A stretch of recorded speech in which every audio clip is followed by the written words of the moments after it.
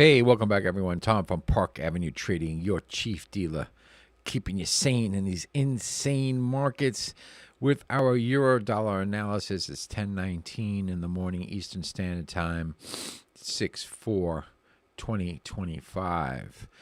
All right, well, yesterday I said that it had to hold 114.13 or else it could come down to this low bar's close at 113.71. Check.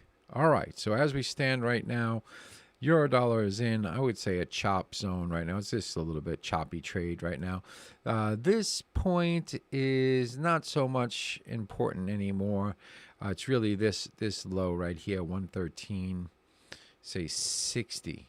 All right, so now we're trading back above this old support point. I think if it chops through here, it doesn't really mean much anymore because it's already broken and went down to a target. Now we got to really look at the high bars close right here, 114.43. If the euro dollar can get through 114.43, we got a potential to ride up to 114.73. Now, overall, if we really look at the euro dollar itself, if we go over to like a weekly chart, and this is not weekly analysis, but I just want to throw it in there because it's kind of important to look at. Let's kind of chop this down a little bit right here. There's all our points of importance right there. If we're looking back in January, okay, right in this area right here, which is, let me get a little circle right here. We look in this area right here.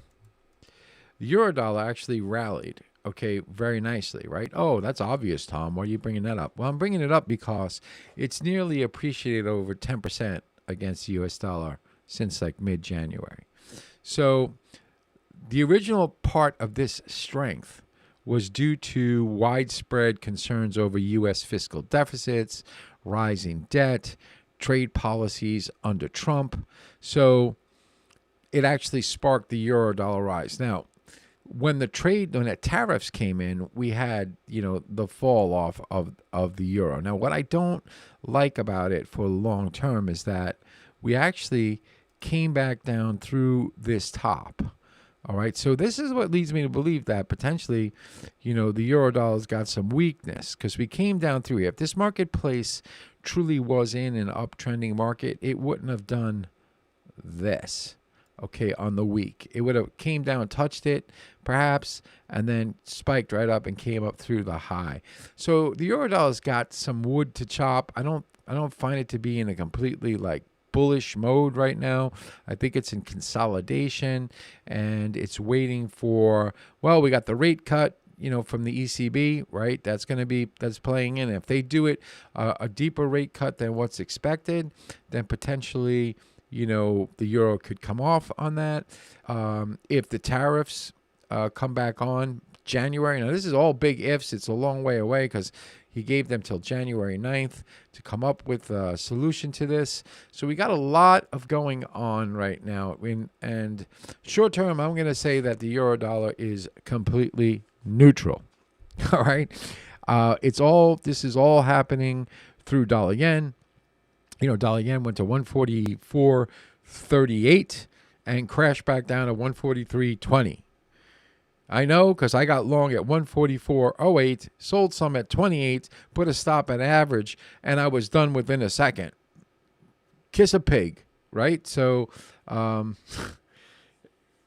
really, okay, so in other words, I don't know what the freak is going on, really. I can't catch a good trade. I mean, like last couple of days, it's just been chop, getting small losses here and there, but really not, understanding the marketplace that well. I think it's just in one of those consolidation areas. Now, dollar yen, it's running the crosses. Sterling yen was up at 195. Now we're down at 194.15 right now. So I missed that sale. I had a sale at 70 with a stop at 195.12. I missed it. Totally missed it. So I'm not getting involved now. So really, I'm on the sideline. So what I'm saying to you right now is this 114.14, although it was a support from yesterday and did break, it did hit our target. I don't think that this is really valid anymore. I think that the main point to watch is the 113.60. The euro turns down from that and it can't create another higher high due to market structure. We could get a breakdown to like 138 the figure, and then we'd have to have another look. So I'm sorry, I don't really have much for you. I know that there's resistance up here, 114.50, and I know there's pretty strong resistance at 114.71. Now, if dollar yen turns around, and I keep telling you guys, keep one eye on dollar yen. If dollar yen does turn around and start rallying, the euro dollar could actually start, flirting with this area right there. If it breaks that area, I think that we're going down to like this low bar's close, 113.23. It's not too far away. It's 30 points. But however, that would create the market structure where we got a low. Hang on here. Why isn't my brush working? We got the low, we got a high, we got a higher low. If this happens where we get a lower high, then we come down and we get a lower low, that would be the trigger point, right? It could turn up and create an A, B, C, D pattern from there, yes. However, if it creates that lower low, say down here below this low, and it goes up, maybe like to 113.58, like this old support level right here, and then turns down, then that means there's a shift and we could be coming back down to like 112.